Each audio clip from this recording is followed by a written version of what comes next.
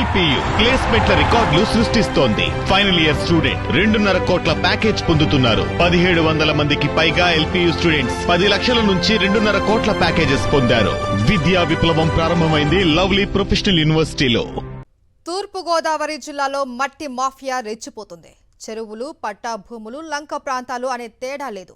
మట్టి కనిపిస్తే చాలు దోచేస్తున్నారు.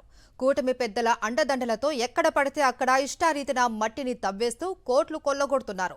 పగలు రాత్రి అనే తేడా లేకుండా కూటమి నేతలు యథేచ్ఛగా మట్టిని తరలించేస్తున్నారు. అధికారులు సైతం పట్టించుకోకపోవడంతో కూటమి నేతల అక్రమ మట్టి వ్యాపారం 3 ప్రొక్లైనర్లు 6 టిప్పర్లుగా సాగిపోతుంది.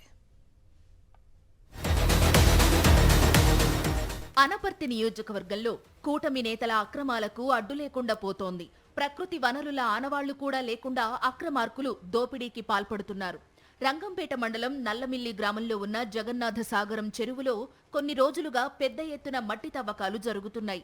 అడ్డు అదుపు లేకుండా వందల కొద్దీ లారీలు ఈ ప్రాంతం నుంచి మట్టి తరలించుకుపోతున్నాయి. జేసీబీలతో చెరువు గర్భాన్ని దారుణంగా తవ్వేస్తున్నా పట్టించుకునేవారే కరువయ్యారు. ఏకంగా 13 అడుగుల మేర చెరువులో తవ్వకాలు జరిపారంటే ఇక్కడ పరిస్థితి అర్థం చేసుకోవచ్చు. స్థానికంగా జరుగుతున్న ఈ దందాపై చర్యలు చేపట్టాల్సిన అధికారులు కిక్కురుమనకుండా ఉండిపోవడంతో వైఎస్ఆర్సీపీ నేతలే రంగంలోకి దిగాల్సి వచ్చింది.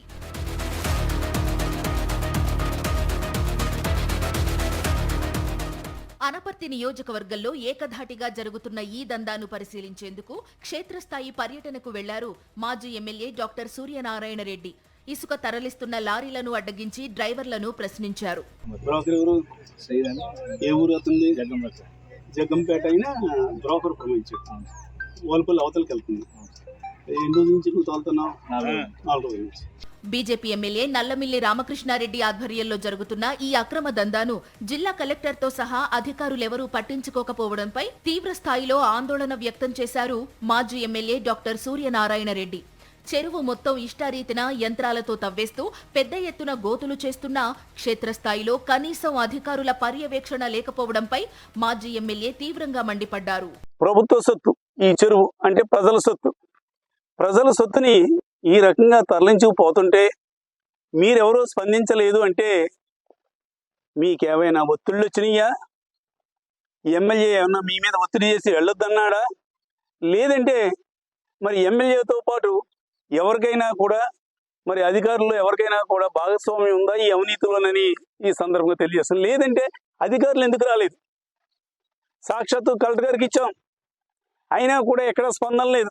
అనపర్తి నియోజకవర్గంలో జరుగుతున్న అక్రమాలపై ఎంపీ పురంధేశ్వరి స్పందించడం లేదంటే బీజేపీ ఎమ్మెల్యే నల్లమిల్లి అక్రమాలను పురంధేశ్వరి ప్రోత్సహిస్తున్నారా అని నిలదీశారు.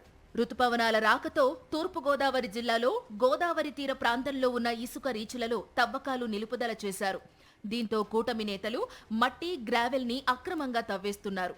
ఇప్పటికైనా అధికారులు స్పందించకపోతే వైఎస్ఆర్సీపీ తరపున పెద్ద ఎత్తున ఉద్యమిస్తామని హెచ్చరించారు మాజీ ఎమ్మెల్యే సూర్యనారాయణ రెడ్డి.